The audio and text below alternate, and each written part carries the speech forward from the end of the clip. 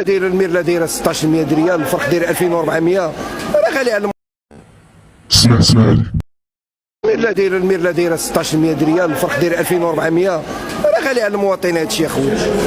تنبيعوا فيه وتنتعلموا، ما يمكنناش ما نخدموش، تنطلعوا للسوق نجيبوا الحوت يا بالغلا يا بالرخا، كان رخيص نجيبوه كان غالي نجيبوه، راه واش اخي قليل اخي قليل.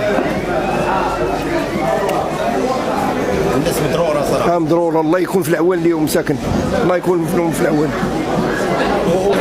دابا تقريبا راه من اللي دخل الميزان ولا تيعبروا لنا بالميزان، الحوت ولا تيعبروا لنا بالميزان، هادشي باش تاثرنا، ملي كان بلا ميزان كنا ما مأثرينش، دابا من دخل الميزان تاثرنا، الحوت وليتي تشري بالميزان وتتبيعوا بالميزان تاثرنا، كنا تنشريو بلا ميزان وتنجيو تنبيعوا بالميزان، ما كانش هذا الضرر المواطن لا علينا حنا. دابا من دخل الميزان تجيبو مسعر من بلاصتو، الحوت مسعر من بلاصتو، ما بخالكش فين تاكل، تعطيوك 10 دراهم ديالك فيها صيار، فيها الصيار ديالك وفيها الربح ديالك.